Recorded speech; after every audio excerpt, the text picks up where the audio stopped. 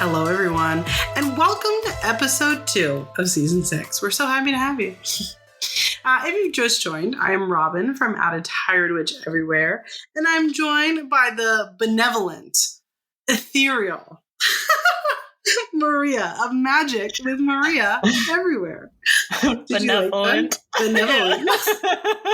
Bow before her. Yes.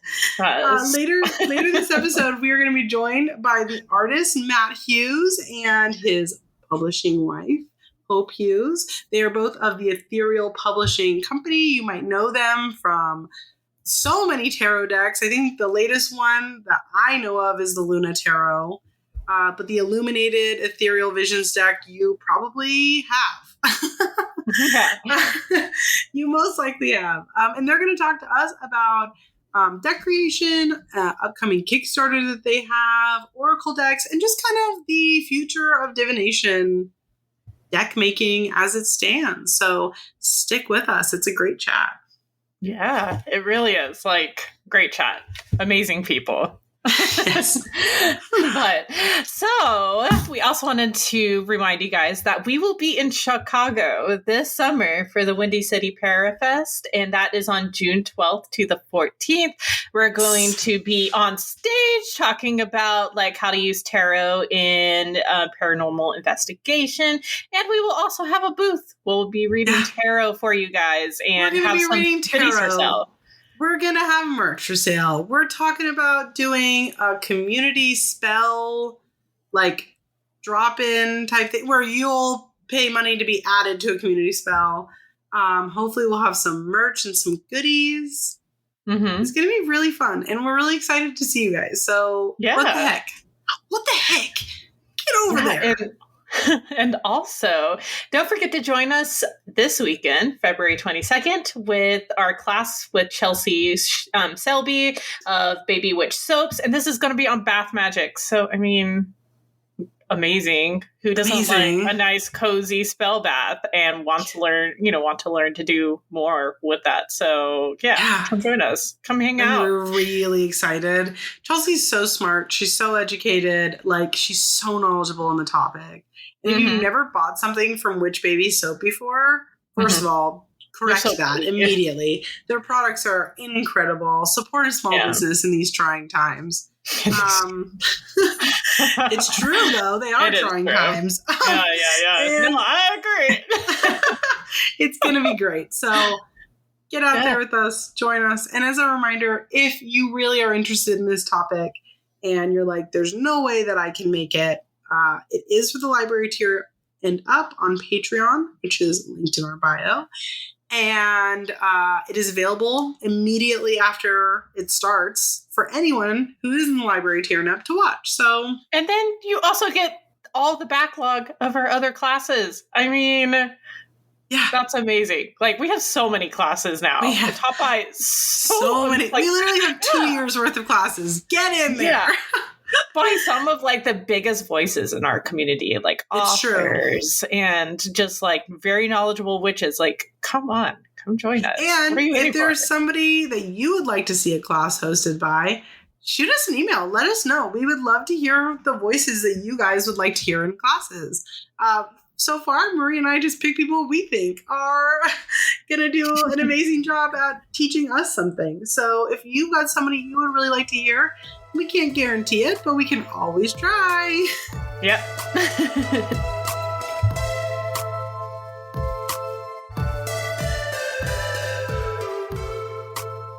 If you've just joined us this week, every week we talk about upcoming lunar phases and how you can utilize those in your magical practice. That being said, the nearest one to us is on February 28th. It is going to be the new moon in Pisces. And Pisces moons in general are great for divination, dream work, and kind of setting yourself goals that perhaps are a little bit unrealistic without being too crazy. So this is a good time to set goals that are long-term dream goals. If we're trying to buy a house, what does your ideal home look like? What's our long-term plans here that we can kind of feed those goals and work towards?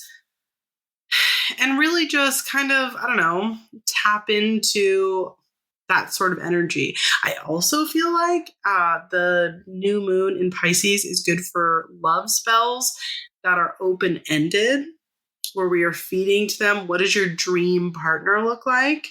And how can we kind of manifest that? This is very much so giving a little pie in the sky, DreamWorks and what that could translate to. And because it is a good time for spells that involve dream work and divination, I really recommend doing some lucid dreaming if that's something that, you are into. Obviously, practice with caution. Astral projection is another good one for that. Again, practice with caution. I'm not telling you to shove belladonna up your hoo-ha. You be safe with your body. You can tell me what to do. I mean, you can do whatever you want. You can be fucking that belladonna stick. We've talked about this before. You do your thing, okay? But I am personally not telling you to poison yourself. Practice these things with caution. But yeah, what about you, Maria? What are your suggestions? I really like Pisces and the term like enhancing your like intuition, since Pisces is that highly intuitive sign. And I think, just using that buildup of energy for the new moon to kind of like build up your intuition. I think like maybe you're going to start to keep a intuition journal where, it's like maybe just like a little journal that you can like shove in your bag. And when you receive like a message or something as you're out and about, or something just clicks, you just jot it down. You're not really worried about writing out this entire thing. You're just writing like a quick note and putting it away. I think when we do that, we start like paying attention. That helps us like learn to trust ourselves more, and then also like feeds it. The more that you like feed your intuition, the more it'll be more reliable in the long run, that I find. And I really think Pisces is such a great sign to like work on that with, especially for a new moon. Yeah, I definitely agree with you. It's one of those things that like it's all about tapping into that inner self and what that can look like, and kind of your translation of that. I don't know. Yeah. I agree.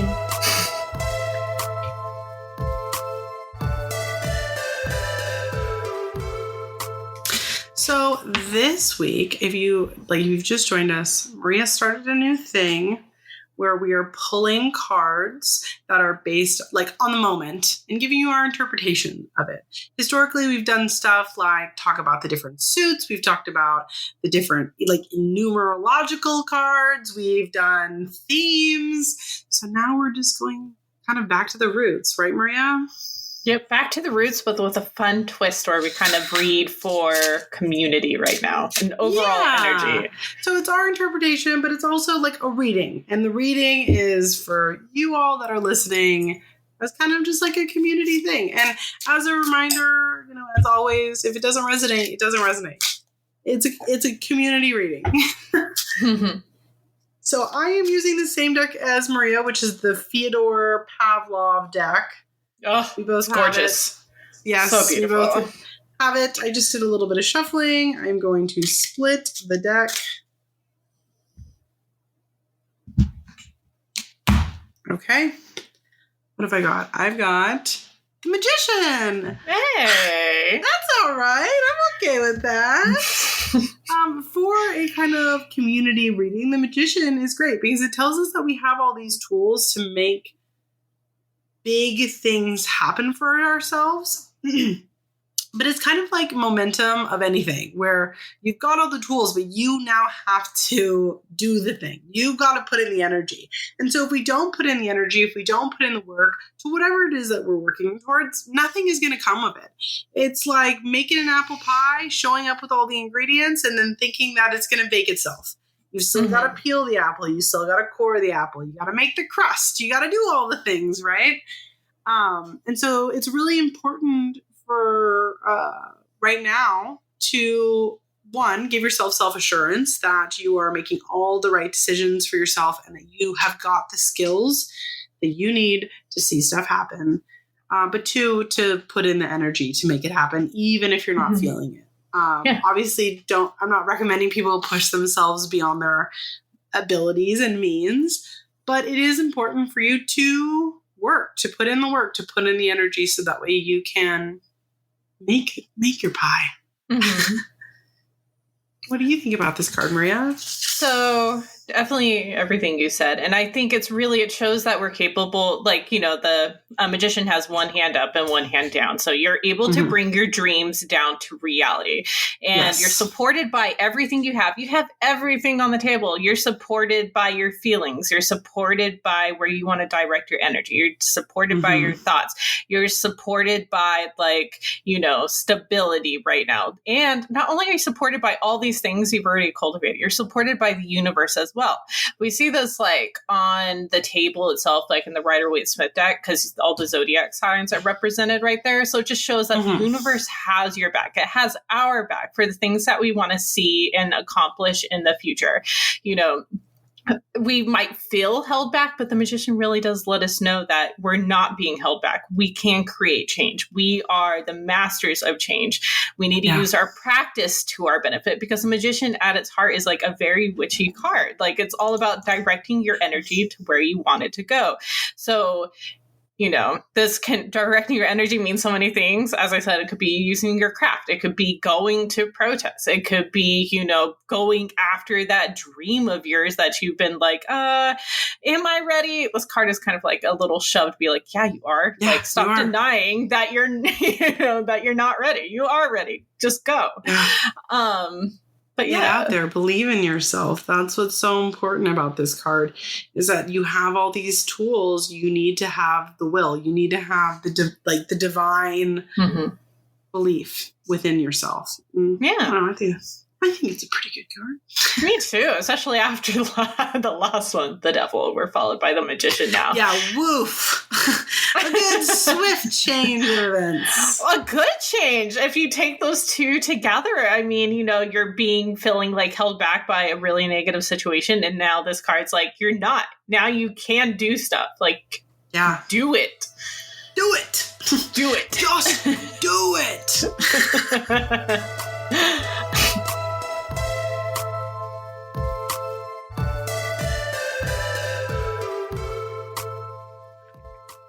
So, as we said earlier in the episode, we're joined by some special guests, and we're pretty sure that, everyone knows the creators of these decks and probably even owns one.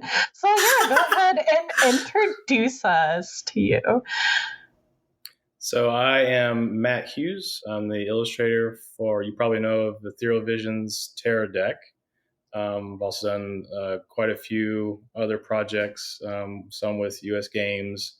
All of them have been brainstormed children of us that we came up with through our publishing company, Ethereal Visions Publishing. And I'm Hope Hughes. I am the other half of this guy.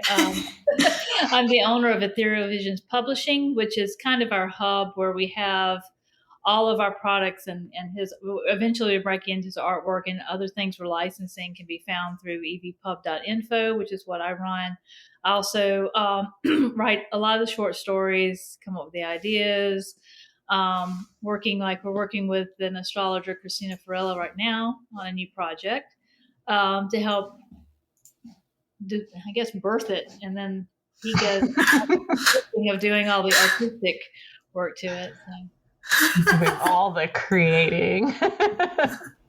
But no. So there's the mind, there's the mind and the talent, right? The mind and the hand. Bosses, we just The rest of it like this. It's like Ratatouille. He's sitting on his head when he's drawing, and then It's perfect. I just want to know what kind of hat you guys have got going on to hide underneath there, or is it because it's at home? You don't really need to get underneath the hat. The neighbors stop walking by our house now. They're I don't know what's going on in there. Every time I walk by, she sat on his head. It looks like a marionette situation. It's not good. That's a Why is she so That's a crazy looking rat. you get me where I don't have makeup and hair and everything. The morning before coffee, I could pass.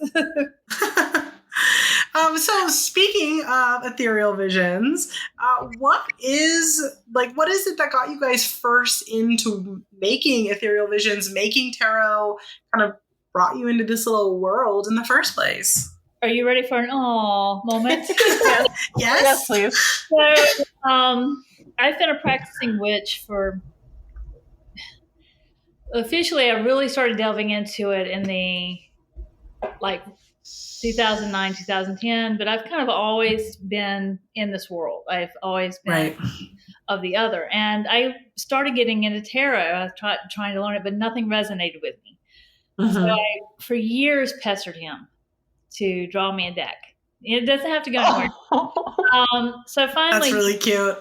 Really cute. If we're going to do this, we'll do a Kickstarter. We had no idea that would take off. We didn't actually know what we were doing, but he created the first tarot deck, the Illuminated Tarot deck, as a love letter to me, creating the deck for me. Oh my God, that's so cute. And I could start learning the deck. And I think it resonated with other people as well, because it was built out of love. It was built out of a lot of, how do we make this a meaning and kind of keep it traditional, but doing it so I enjoyed it.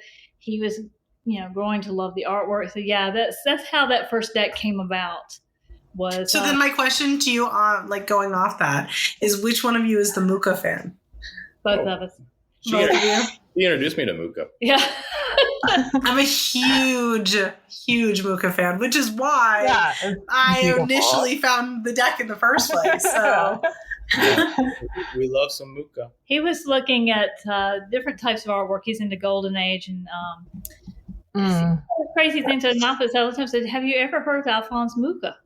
And he goes, "Who?" So I'm like, so pull it up, and from then that point on, he was smitten with that style of artwork and tried to learn everything he could about. It's amazing. It's so romantic. It's such a romantic, fairy garden style period. I love it. If you guys don't know who Alphonse Muka is, those listening, get your life together. Look Alphonse Muka up. Yeah, and I love how tarot, it literally is an artist's gallery that they can pass it out to everybody. So you're creating your own gallery and being okay, now you can use this for divination, and that's really neat. That's so cool. It is very much like a when you have the pre-Raphael, because I used to be into, or I still am, but before Muka, I was very much into John Singer Sargent and Waterhouse and that sort of Parrish. And it's almost like a one-off art. You'll do this one painting or one picture, and you have the message behind it. And then when you do the next one, you're going to kind of experiment with that. Mm-hmm. When you do a deck, you can't really experiment unless you're going to experiment through the whole deck, because it all has to be cohesive. It all has to have a kind of a style to it, a look to it. So before I start any deck or any kind of project, I'll kind of work out the color palette and how the figures, is it going to be in action? Is it going to be seated? Is it going to be how far down the Alphonse Muka Art Nouveau road are we going to go, or do we want to pull it back some and have it more just more of a slightly Art Deco feel to it, or how what is the idea behind it? What's the theme behind it? What's the style behind it?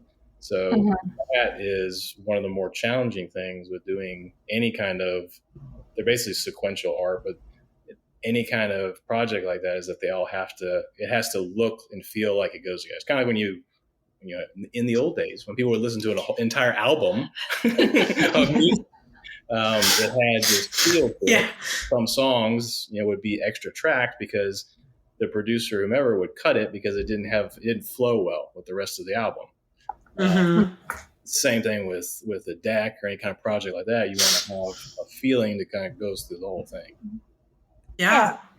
And each of our decks kind of, when we did the tarot, we did an oracle deck, which was a little bit more loose, keeping with the Art Nouveau things so they can be used together. The Dreamscape, right? Mm-hmm. And then we were contacted with, several people were asking about diversity. We really wanted it, but the first one we had no idea at all that it was going to be as big. So in response to that, we knew we didn't have time, especially with the contracts that we had, to create a whole new deck. So we decided to release Luna and tried to do as much as we could so it could be something that was used by everybody. And it's something we always keep in mind where it makes sense. We did the Yellowhorn, which, it is a Norse deck. But then with the other things, we do have more body diversity, color diversity. It's because we want to make our projects for everybody. And I feel that's what art is. It's for everybody. So whether Mort was still has a little bit of the Muka-esque to it, but it was more of the Carnival look to it. Well, and especially with your first deck, if you're using Muka as the inspiration, all of Muka's artwork is one body type, one skin tone, etc. So it makes perfect sense that when you're first getting into stuff, like into this world and not realizing the response you're going to get, that it's going to be directly inspired in that way. So that makes sense. I like to think that by now it's not so much. I'm sure people can look at my work and see that there's still a Art Nouveau influence. But at this point, I'd kind of like it to be, that's your own thing. Yeah. That's a and I think that definitely translates. I definitely don't want to sound like I don't think it translates. But when we are talking about the very first one, there's a clear visual association there, which is... I go out of my way not to look at anything that's new, modern artwork. When I get ready to work on stuff, or even in the morning, I'm kind of getting the gears going. I will sit down and look through, Golden Age illustrations and storybooks and Arthur Rackham stuff, and I've got a pile of Muka books that I'll go through to just kind of get my brain back into that kind of feeling. Right. Yeah. It's like having to pull myself out of this century and kind of do my own thing with it. Yeah. Yeah. Get back into that Titanic era, baby.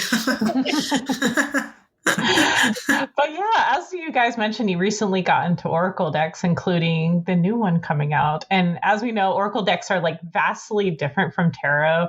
They are like solely created from the minds of the makers. There are no guidelines. Was it hard coming up with like specific keywords or themes to focus on, or did the focus come more from the imagery first? Well, the first Oracle deck, because we wanted to have a companion with the tarot deck, we kept it kind of, here's some keywords. We worked with a tarot reader to help us come up with a guidebook. And the same for Luna, but we kind of have taken it a step further with what we're doing with the Oracle decks now. We're taking our love for books. So we started out as an illustrated book publisher before we got into just doing the tarot and the Oracle. So our first foray was Mother Mort's Carnival of Souls. And we have a short story that you immerse yourself into the world. And we didn't take it quite as far because we were working with US Games, but the guidebook it's still keywords. But the next one we're coming out with, which is the Wicked Garden, the guidebook is actually the journal of the character as she meets with each of these deities. You still get the so cool. You still get the idea, you still get the meanings, the keywords, more journal prompts. And I think that's where we're headed, is because it frees us up and it frees his artwork up as well. It doesn't have to be so rigid, and it can be personalized to everybody. The new Oracle deck, that we're working on, it's going to be in the same kind of genre of short story. It's going to be a conversation with the deities, things like that. So it's not so rigid. It's more fluid. It's more conversational. You get to have more of a relationship with the cards and the characters. And doing that, I think, has brought it up, because doing Dreamscape was fun. Going back now, I can see a whole storyline with that. In fact, everything's going to be tied in with one of the cards, which is the Architect. Everything's going to be drawn in, and you'll see the stories being driven around that. And that's one thing that Matt's loving, is figuring out ways to connect all of this one world that we're creating. So we're not so rigid anymore, and it's been more fun that way. Yeah. I mean, it is, in my opinion, it's one of those things where this sort of situation where you're doing this like story in this book is what separates a good oracle deck from not a good oracle deck. Because I think a lot of people don't realize, and when I say good, I mean good is subjective, right? But I think a lot of people don't realize is that tarot is a story. There is a story here. It's a story of one's life. It's a And hero's journey. all, exactly. And all the aspects of it. And I think that the trap, air quote, that a lot of people accidentally find themselves in when it comes to oracle decks is that they are just keywords. And keywords are great.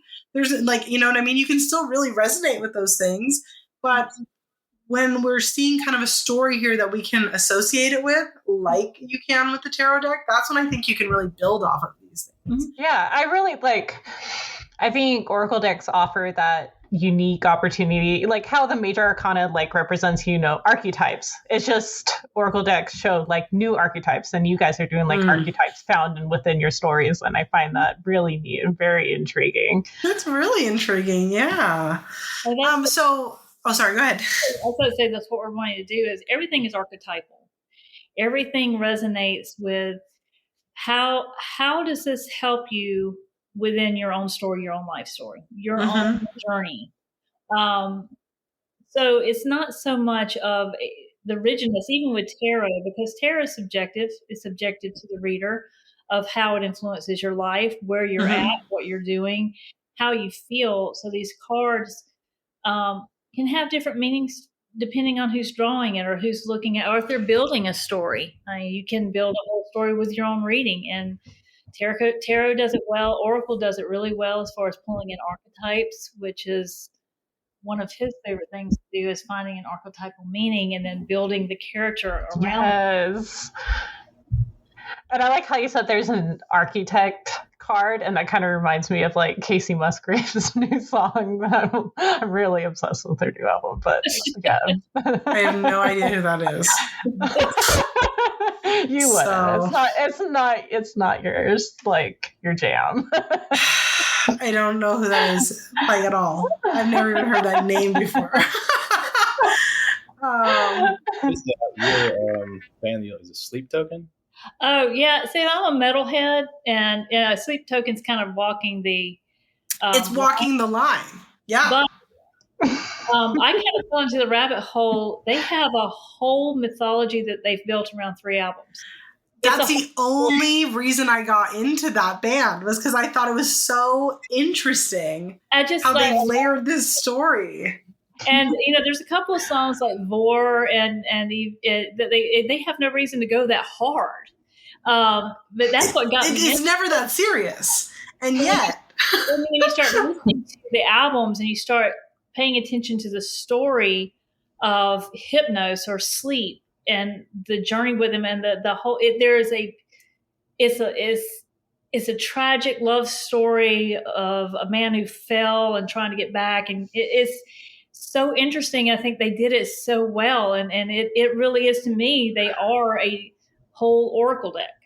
That whole story is. Well, there you go, Matt. Your new idea. Any of the band members from Sleep Token are watching this. They're actually our biggest fans. Did we not mention that to you guys beforehand? Send us an email. We'll talk. And like Greta Van Fleet, he had a suit made of all of our tarot cards and wore it on one of his. You can find it if you Google online on one of the concerts. So cool. They use the deck. Yeah. They use the Ethereal Visions deck on all their Instagram posts too. But it was so cool to see. So cool. Kind of cross genres with that. And we were very, happy to see that resonates with that. And we have a restaurant. In San Diego. Well, it's a speakeasy now. They changed it to a speakeasy in San Diego that's themed off of our tarot deck. So it's that's so cool. That's so cool. Big, that's so cool. It just resonates. The Empress card. Yeah. So the real question, Matt, is how big is your ego with that? Because I know my head would be so large. It is tilted. Mine would be so large that we would need to get a second house. every time I communicate with anyone and they say that they enjoy the deck, I'm always like, really? Cool. It's like the first time every time. It's like I'm just happy that it still is, because when we originally when we did the deck, I got a quote for 1,000 decks to get printed, and I thought that was going to be the end of it. Yeah. It's just our Kickstarter 1,000. We're on 1,000 deck, because that's where the Kickstarter was going, and that was the end of it. And it's still going. That's awesome. And we got all kinds of. I'm pretty sure actually that I just got a second version of it at the end of last year. Maybe it was the year before. That is still in the wrapping because I haven't wanted to open it yet. Cool. I mean, like we'll save that for when I destroy the first one completely. It just makes us. I mean, it's hard being a small business and being in the creative world. Yeah. But it makes me overjoyed that people love this stuff, and especially when I get something like it helped me. It makes me feel good that we're actually doing something beneficial. Totally. It's to some people it's just, oh, here's another deck, and to some people it's like this changed their life or changed this idea, and it humbles me to think that something that we created, that we just put a lot of love into and enjoy doing, resonates with somebody so much, and that we just love hearing it. And when honestly, we might not get to respond to everybody, but it just makes us so happy to know that they love it, and that's just why we do what we do. Because if it wasn't something that was gonna bring some sort of joy or some sort of happiness, some sort of change, there's no reason to do it. But every time you come up with an idea and see people excited about it, it gets us excited about it. So. Especially the ones that will say it's their first deck they ever bought. I love that. Yeah. That's a big decision. Special. That is a big decision. That's the first one. That's awesome. That's amazing. And it was a labor. It was a painful thing to make. Yeah, I bet. So going to labors of love, to bring us back to our Oracle deck conversation, you guys have got a Kickstarter, right? Do you want to tell our listeners a little bit about that and the newest project that's coming out? Yep, we have. So we've been working for the past year on a Zodiac-themed Oracle deck. It's going to be very similar to our Mother Mort, where it's going to have short story, hardcover book with it. It's going to have an in-depth guide book. And it's going to be, our Kickstarter launches April the 2nd. And it's going to be... So exciting. It's going to be in the Matt Hughes style.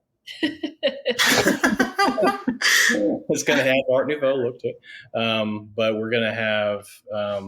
we've got some extras, little stretch goals that we're hopefully going to be able to get to. They're going to be fun. So exciting. It's going to be about a 47 card deck. And okay. I was just going to ask, how long is the deck going to be? It's going to be probably one of our biggest things. It's going to have 47 cards. Like I said, we're working with the astrologer, Christina Farella, with 8th House Astrology. She is helping us flesh out. She helps Matt by giving all the archetypal meanings, basically everything he needs to know. Then we work together. She's writing the guidebook. Then we're going to take it, and it's like having a conversation with the zodiac or the planets or the, it's going to be kind of in that light. And then I'm writing a short story, and it starts out with actually Thanatos and Kronos, and kind of pulling all this world together. And they will be in the card deck. We are doing so cool. We're also going to have a board that will fold out, and we're going to have tokens of the planets and the zodiac, so you can chart your birth chart. Or you're going to make me sick hearing this. This is so exciting. And a few other goodies with stretch. And this is when they announced that they'll be sending us personalized copies. I'm just kidding. Well, in fact, you both are probably going to have to get like a goodie box soon. So. No, that sounds That's amazing. I love a good Zodiac That's deck. so cool. It's called Musica Universalis, and it's built off the idea of basically the music of the spheres. That was the one that they make music, and we know how it works with the planets harmonize. And it came, it was with Kepler was the one that actually kind of made it popular, but Pythagoras was one that started this idea. And I'm a music nerd. I started out as an opera major, so anything music just draws me in. And I started getting obsessed with it and looking at it, how it might have a correspondence with the zodiac. Mm-hmm. Especially learning through Christina and other readings, I told them, so we can totally bring this together as a cohesive, not only deck, but it can be a journaling deck. It can be a altarpiece. We're trying to say that these can be multifunctional so it can serve your own life, and bringing in the story of how these archetypes help you navigate your own life and the things that you do. It's not we're going to tell the future. No, these things they speak to you, have a conversation, get to know, your rising, your moon, your sun, get to know them, find what you like, work with them, learn how to do your birth chart. I'm still learning that. There's so much to it. It's so complicated. Listen, I'm a lot of things, okay, but a mathematician, not one of them. Yeah. I know my limits. I'm not even going to try. That's why, as witches, we're always like, this is what we're good at, and then we go to other witches who are good at other things. And astrology is the other thing. Matt, we're going to do the zodiacs. We're doing the planets, and yes, Pluto is a daggum planet. Yes, it is. Yes. Free Pluto. Yes. And then we're doing stars, and of course Thanatos and Kronos and Chaos will be in there as well. They're not astronomical cards, but they're in the story. But the actual board will have the fixed stars illustrated within where they're at, placed within. So cool. So it's a good. That sounds amazing. Like genuinely amazing. I'm very excited to see how this unfolds. So are we. Yeah, I bet. I bet. No, I love using zodiac decks, especially for, I view our altars as like portals to like our intentions. And so like, putting zodiacs things like cards onto my little card holders to bring in certain intentions from certain planets. Like I always welcome a new deck that helps me do that. Well, can I say, when he's illustrating right now, he's doing the zodiac. Whatever card he's working on, he kind of embodies the zodiac. Channels it. Right now he's doing Taurus, so he's been very Taurus-y. But man, let me tell you, Scorpio. But yeah, whatever could you mean by that? What could that possibly even? He's very Taurus-y right now. No, that's so funny. You never really think about it. Like artists really do get like into the groove with their paintings, and they kind of like are setting the intentions to embody that for a little bit, just like a writer does, when they're getting into characters. You can't help but to like pick that up a little bit. Yeah, it's like a method. I was gonna say it's method painting. Even like, when you're I lived in Germany for a while, and you kind of like pick up the accent, even though you don't mean to, but you've lived there for like 10 years, you're going to pick up something. So it's like, if you're working on something day and night, you're going to like absorb some of that energy. Yeah. And absolutely. Boy with artists, because he's an Aquarius anyway. So illustrating that we're doing, because we both really, we dive into the subject matter. And every day it's a discussion of what we're learning or what we're talking about. It starts out in the morning. We're sitting on the couch with our coffee. He's looking through the art books. I find a tidbit of mythology. I'm like, I bet we can bring this in somehow. So in that day, you can always tell, because the energy of the house corresponds with whatever we're doing, whether it's decks, whether it's the zodiac. I think the cats became pukas for a while with Mother Mort. Speaking of. But yeah, it's fun. But I mean, it really is. it's more than just decks to us. It becomes our life when we do it, especially with It's your baby. yeah. Like here's our little nap. Yeah. How you doing, Stormy? So kind of going off of all of this, because you did have this great success with your first deck, and now you guys get this opportunity to continue to make amazing decks.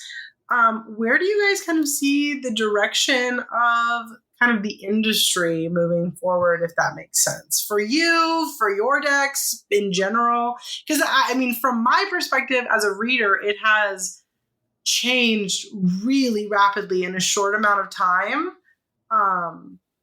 Probably in like the last 8 years has massively changed. And I don't know, do you guys think it's going to continue to change? Do you think that's going to impact your, creation and business? It's the battle of AI. Yes. What? You mean you don't like your artwork stolen while it kills a bunch of trees in the rainforest? That's crazy. It's not even that. I mean, even books are being written, but we're seeing, it's just like with the movie industry, with the posters, it's getting like this. The companies like it because you can shat out a deck probably a week. There's no thought. There's no energy. Mm-hmm. It's and you can tell. You can really tell. Just somebody said that with AI you have to look at that like you're looking for fairies, count the fingers.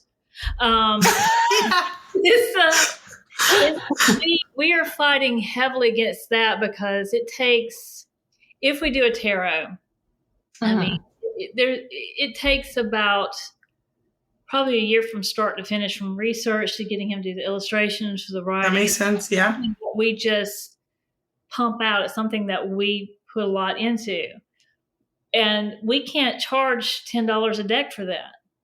And we're seeing Timo, Shein, Alibaba, Amazon, they're popping up on there, and you look at them and I can understand why people like them. But also it's just like, don't get a book written about wild foraging by AI because you will probably die. If you get Tarot Oracle written by an AI, good intentions aside, there's nothing to it.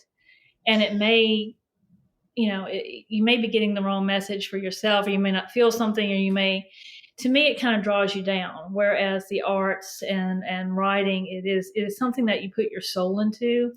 Yeah. So his artwork. And when you are doing work where the intention behind it is a deeper communication within one's spirit, within spirit guides, et cetera, if there isn't a soul to what you're using, using that term loosely, then what are you doing? You're just playing with cards. You're playing with paper. There's things out there like make your own tarot deck using Photoshop and AI. You're just using other people's artwork. Or you're not seeing the creation of something that has a life to it. Happy little trees. Like when we did the Oracle, one of them, Matt actually rubbed his hand across, and there was an ink thing, and he just looked at it and said, "Put a bracelet on her." So he did this fantastic bracelet over the smear, and it just made it. It's just these mistakes you don't see because you can either go back and delete them. Right. Or you're like, no, that's not a good image. I'm going to do this prompt better. Right. And we're not going to be able to get rid of it. I'm not going to coexist with it. So we're just trying to carve out our own niche and find people that actually want to have artwork and stories and meaning behind it that has soul, that goes back to that creative well, instead of just popping a bunch of keys and going, hey, I can put out a $10 deck. Yeah, I really I feel no matter I know people can type in certain styles and stuff like that into AI, but I can never going to translate. AI always seems like it always has that feel where it's that no matter what, it's uncanny. Even the not cartoons, but little cartoon-esque type of tarot decks that are made by AI. Faux illustrated. Yeah. You can it still has that same feeling of looking at someone who did a photo through AI. It just has that little touch of where it's like, this It's This just, ain't as you right. said, it just Something doesn't feel about right. this ain't right. Just like with us, with Matt, he's got a roster of models that we work with, that we buy their photos, or Matt sends some ideas. We pay the models. We get with writers, astrologers. It's not like we're in a vacuum. We're supporting other people, and that's what we want. Right. We actually bigger so we can support more people to bring what they do to life, to get them to write their stories or their decks. But with Matt, it's not just as simple as creating this strange looking creature. It's finding a model that can do this, or taking different type of models and kind of doing a sketch of it together. Sure. So it's pulling from real life instead of a design that has been bastardized 10,000 times. Yeah. AI, it doesn't, what it produces, it doesn't create, it regurgitates. So Yes. All it does is just take what is available to it, and it tries to create a soup out of it and make something that's not like what it was given, so that it can say, I made this. Art soup. It's art soup. I want AI to fold my laundry so I have more time to create and write and paint. I don't want AI to write and paint for me so that way I have more time to fold laundry. That's exactly. Yeah. Yep. Okay, there's amazing, wonderful, talented people out there who, if we gave them more time to do these things, they produce a bunch of cool and amazing shit, not a bunch of uncanny stuff that you're like, I mean, that would be cool. The same and look the same. Like I am convinced that AI has a single like color palette that it utilizes, and it's like, we're going with a cool tone. It's going to use a lot of like hot pink for some reason, and we're going to call it neon. And that's it. And all the wispy hairs, because it can't do hair. The hair is always like, but like in a very not real way. Well, if you look at the Art Nouveau moment where it came out of, and then you see it recreated in AI, it is a bastardization of it, and it's kind of ridiculous. But the whole premise of Art Nouveau was going against the industrial idea of art and pulling nature. And you had the arts and crafts method that did it, and it's just beautiful. It's hilarious that, like, when you think about people using AI for anything of the turn of the last century and like artistically, because all of it was a pushback of the like industrial age. And so it's really fascinating when you see that stuff and you're like, oh, you like really fundamentally don't get it. I'm not against AI. I think it's being used for the wrong reason, but I think it's wonderful for research. Like, it can crunch numbers that would take people 100, 150 years to do. Totally. It is a tool and an assist that is evolving very scarily on its own. I posted a whole conversation I had with mine when I was using it for helping me with social media, because social media is just a beast that you have to deal with. But it can be used well, but the point is, and I don't know if it's human nature or just capitalism, it's being used the wrong way. Like I said, it's capitalism. Help me with this. Don't. It's totally capitalism.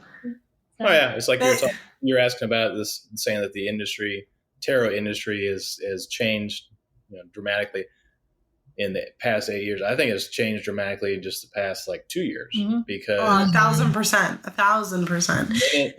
It's interesting. Yeah, if you look at any larger publisher, you look at their catalog, the minute sales start dipping, they have in their brain of, okay, well, we just need to put out more product cheaper.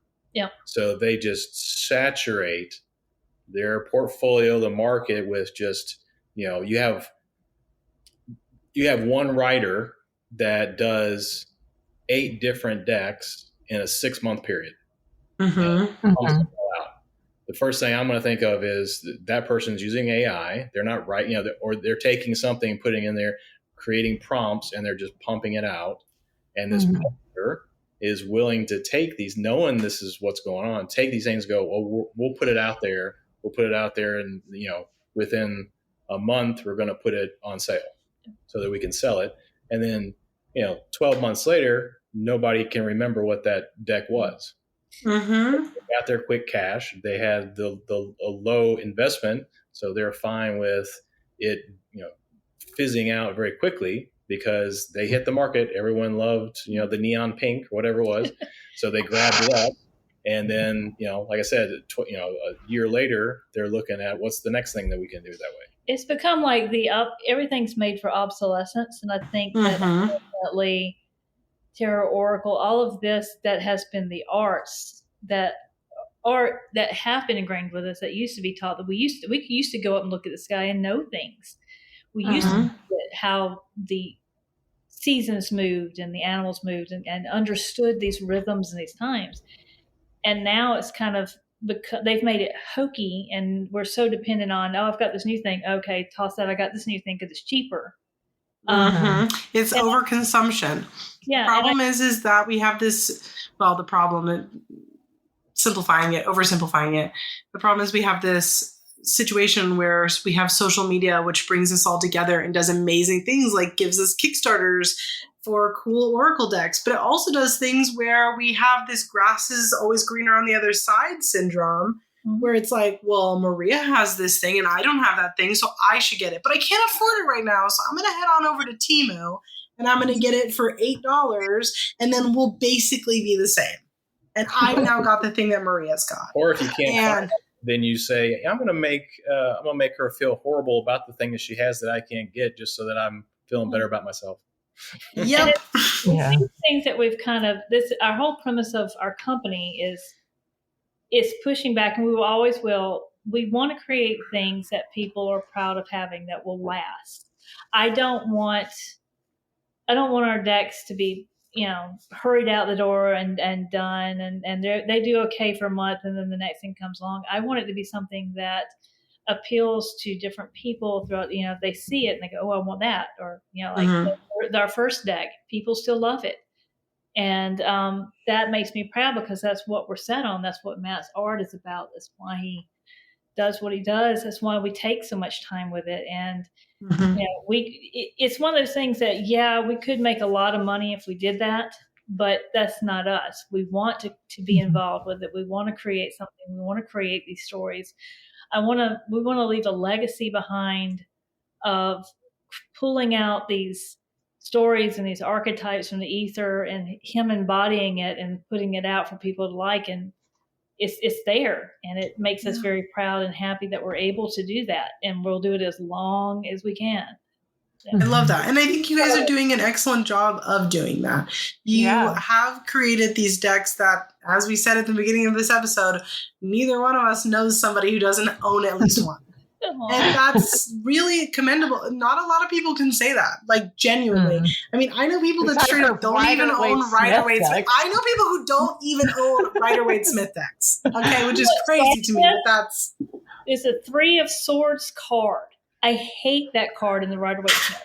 I don't know, and I kept pulling it, and I didn't resonate with it, and that was the one I kept showing. I was like, "Can you make me a 3 of Wands or a 3 of Swords that doesn't give me the heebie-jeebies?" And he that was one of the first ones that he drew, and I fell in love with it. I'm like, I get the message. It's still the same, but there's something about it that's not so much of a slap in the face. Yeah. So y'all have all my love letters. I love that. I love that so much. That's so very romantic. So we'll release you back into the wild. But before we do, could you please tell our listeners one more time where they can find you and the name of your upcoming Kickstarter? Yeah. Okay. So they can find us at evpub.info. Really easy, really short. It'll be in the bio or caption.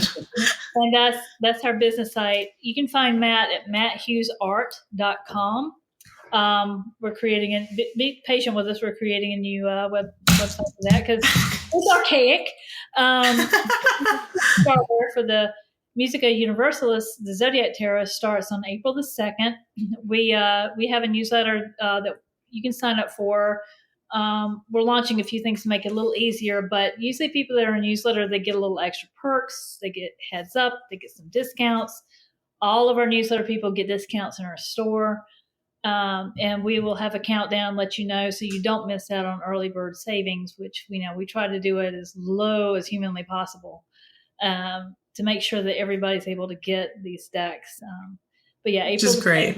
It'll be out on Kickstarter, and you can find information. We're on Instagram, Blue Sky, Pinterest. We're on YouTube, sort of kind of fixing that one up. But you can find us either under Matt Hughes Art or Ethereal Visions Publishing.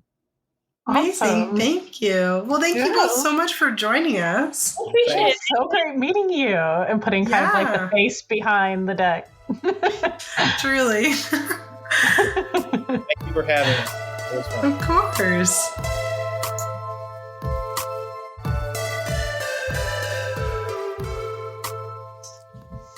So, Maria, what's stirring your cauldron this week? You still have that little bit of a raspy voice from being sick. That's very saucy. Very saucy. Thank you. My face is so actually swollen from like the steroids that they put me on. I'm just like looking at my gullet in the we're two peas in the pod. I literally, guys, I had a root canal yesterday, so I'm also swollen on one side of my face. It's fine. Like, we're both beautiful, gorgeous beings right now. Gorgeous girls are swollen girls. Yeah. Anyway, what's stirring your cauldron, baby? Okay, so earlier this year, we decided to get a library card. Hopefully, I haven't spoken about this yet. I don't think I've spoken about it yet. I think I have in our coffee talks, but just finally going out and getting a card has been such an amazing gift, because we have gotten and have read so many books this year. It's insane. And even listened to because of audiobooks and stuff. And I did realize that the library does carry witchy books, but when I was going to the library in earlier, maybe 10 years ago, they did not carry witchy books like this, at least not where I lived. But now it's you can get anything. If there's a witchy book that you really want, possibilities are endless, baby. Yeah. And then you could get gardening books and books on herbalism, and you're not going out and spending a crap ton of money. My wife and I, we really wanted to focus this year on appreciating what we already have and supporting places like libraries that do offer all this information. And the amount of money we have saved on books by not hitting up Barnes and Nobles. Obviously, we still go and purchase books. We go to small businesses bookstores to go purchase books. But she's not supporting authors, everybody. Let's cancel Maria. No, I actually found out from Aiden. Oh, I know, but I found from Aiden Watcher. We had him on for class. We haven't had him on the podcast, but he said that I didn't realize that authors get paid when a book is checked out. Mm-hmm. And I was that's amazing. Libraries purchase books, basically rights to books. Mm-hmm. And so, authors still get paid. Yeah. And then I didn't know this. Did you know that they also carry seeds for native plants? Mm-hmm. I was that's so cool. It depends on where you live, but libraries also have things like sewing machines that you can borrow. Oh yeah. Ours has a whole woodworking workshop in the library. So there's a ton, go support your local library. Get out there. And even if you don't our local library is very small and it doesn't have a lot of books. So we went into the city and just bought one. And so we're financially also supporting the library at the same time. And this just has so many programs, especially for the LGBTQIA plus community, and they have tons of get-togethers and stuff like that. And my family is literally at the library right now doing an emotional learning class for toddlers. That is free.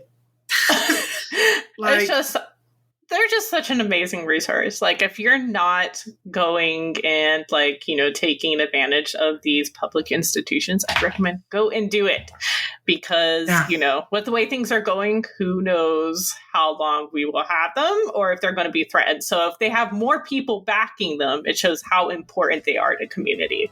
So go support your local library. Yes.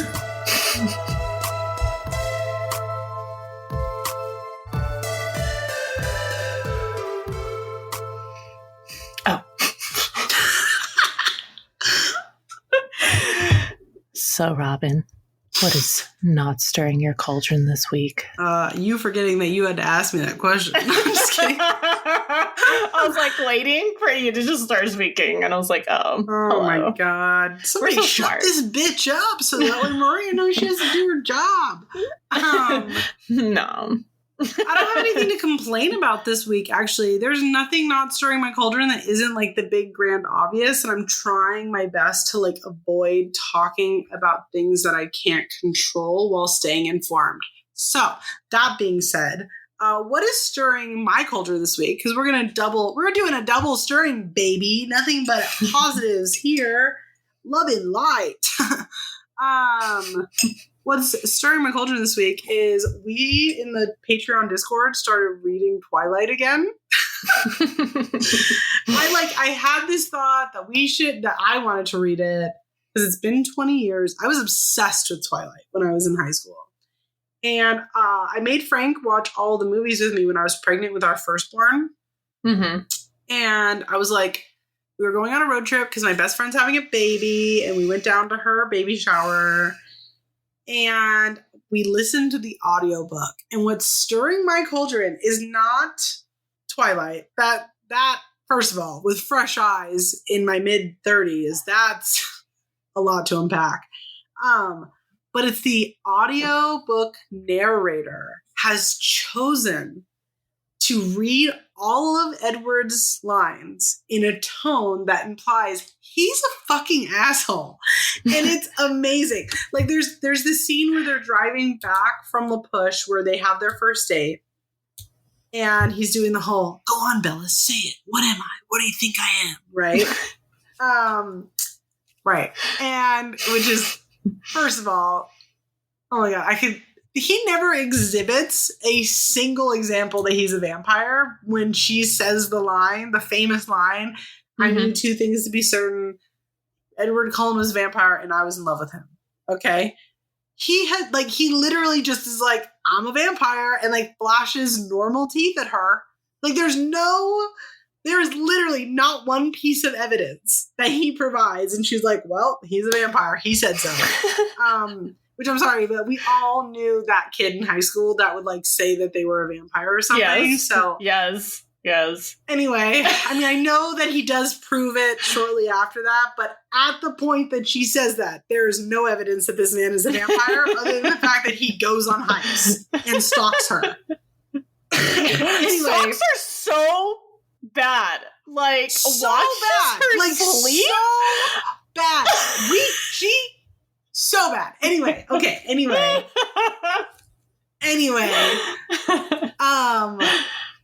But the narrator, so they're driving back from La Push. Yeah. And she starts crying.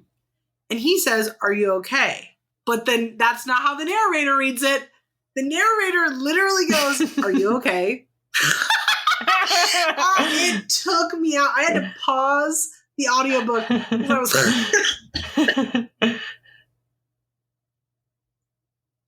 I had to pause the audiobook because I was laughing so hard at that happening.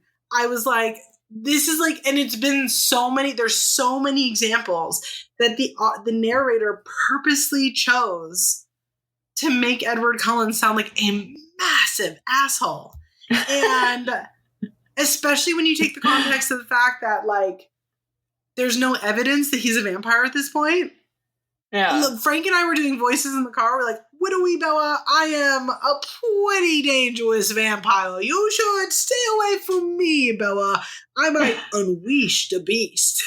I was losing my fucking mind. And so that's what's stirring my cauldron this week. I want to do a massive shout out to the audiobook narrator of Twilight because you're a real one, girl. I heard the audiobook narration was hilarious, and then also like the movie subtitles, like the ones that showed like what is also happening in the scene is hilarious because they just. Listen, I am enjoying it so much. I told Frank that we were going to listen to this. He was like, "No, we're not fucking doing that." I was like, "We are," and him and I had the most amazing time together listening to this book because it was just so funny. Like, it's so unbelievably funny. Like, yeah, I can't. 10 out of 10. I just can't believe that book had us like in a chokehold when it first came out. Chokehold in a absolute. Listen, I am the first one to begrudgingly admit that I was obsessed with Twilight when I was a sophomore in high school. When it came out, Scarlett read it. I made Scarlett read it when it like. I went to the fucking Barnes and Noble near me to get like the second and the third ones on their releases. Like I was obsessed. I was in chokehold. Like, but it's so bad.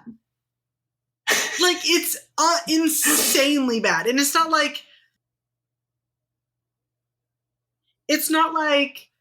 some people are like, well, it's a young adult book. It's not meant for you, and like totally. Like it is a book for teenagers. It's not meant to be like, this articulated whatever. But when you take into context the cultural phenomenon that was Twilight, and like the grown adults at the time, and I'm not talking like 20 years old, 21 years old, because I'm not trying to infantilize anybody, but it's an objective fact that when you are in your early 20s, like your brain is not 100% developed, and you also don't. I mean, you don't have a life experience. The third book was the third or fourth, like just was adult, like with the whole honeymoon scene and stuff. Like, okay, but it's not. Oh my God! See, this is how badly we were fucking brainwashed into thinking this book is real. The honeymoon scene. There's no fucking. It's implied. The whole thing is implied. Not only is it implied, but Bella and Edward do not have an open mouth kiss until she's a vampire. They were closed lip kissing while they were fucking. Oh my God! We're getting this is a coffee talk like episode. Mormon trauma from my past. Literally Mormon trauma. Literally Mormon. Oh my God, we could go on about this for 40 minutes, but yeah, that's a story of my culture. Okay.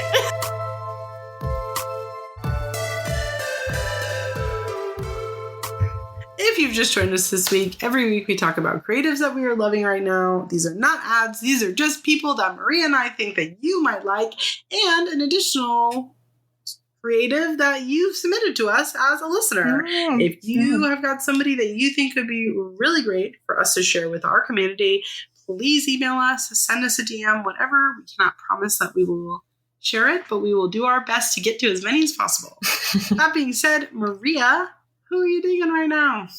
So recently I got sent the Heroine Tarot by its creator, and oh my gosh, guys, it is such a beautiful deck. I love it very much. It's very like sapphic, which I love, and just the illustrations are so into gorgeous. Sapphic stuff? That's crazy. Oh, who knew?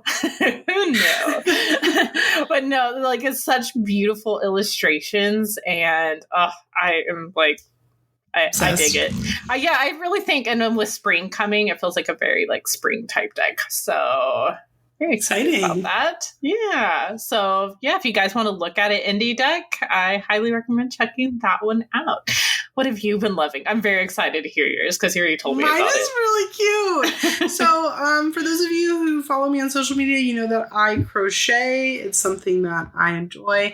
And I found this account called Fruity Day Crochet who sells a pattern where you can make a blanket of Stardew Valley, like flowers and foods and stuff like that.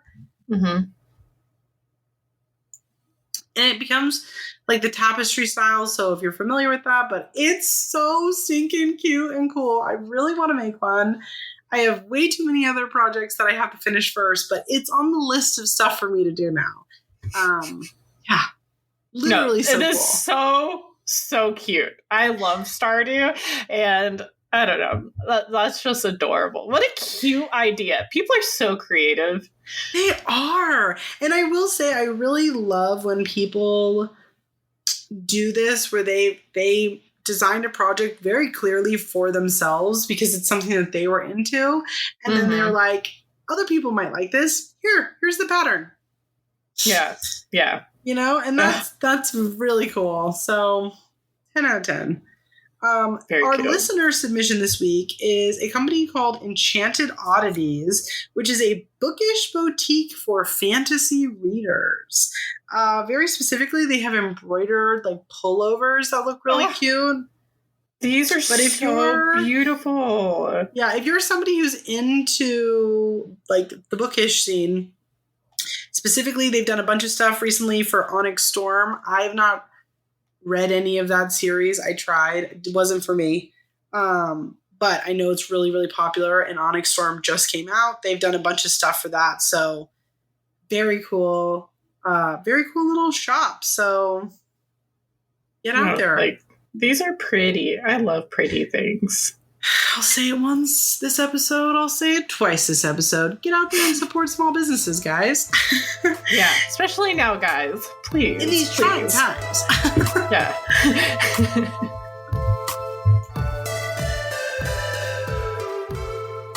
Thank you all so much for joining us today. We hope that you will join us again on Friday, February 28th for our next Coffee Talk episode, or on March 7th for the third episode of Season 6. Keep an eye out on our social media or head to our website, coffeeandcauldrons.com, to find out more information and see what we are up to. And don't forget to join us on February 22nd for our class with Chelsea Selby of Witch Baby Soaps, her class on bath magic. That is going to be at 12 p.m. Pacific Standard Time for the library tier and up. Yeah, and the great thing with Patreon now is that you can join at any time and not be double charged when the month rolls around. So, I mean, you not only get that class, but the whole backlog of other classes, and you're not going to be double charged by being at the end of the month. So, yeah, come join us. I mean, all of our classes are amazing. But additionally, our Patreon Magical Beginnings offers our special 25-minute part 2 episode, a huge library of articles about witchcraft, a Discord community full of fun events and discussions. We even have tiers that offer one-on-one conversations with Robyn and myself. Yes. So please, if you are loving our sexy, sensual, chef's kiss voices, take a moment to review us from whatever streaming service that you are tuning in from, such as Apple Podcasts or Spotify or wherever else it might be. If you're on YouTube, we would love it if you would give us a little like and a follow. But thank you all so much for listening. We love reading your reviews, and rating us with 5 stars helps us to be seen by others, but really rating us at all helps us to be seen. Mm-hmm. So we appreciate that. Thank you all to everybody who already has and everybody who will rate us in the future. We appreciate you. Yeah, we do. So again, this is Coffee and Cauldrons with Robyn from At a Tired Witch Everywhere. And I'm Maria from Magic with Maria Everywhere. Are you ready? Yep. 1, 2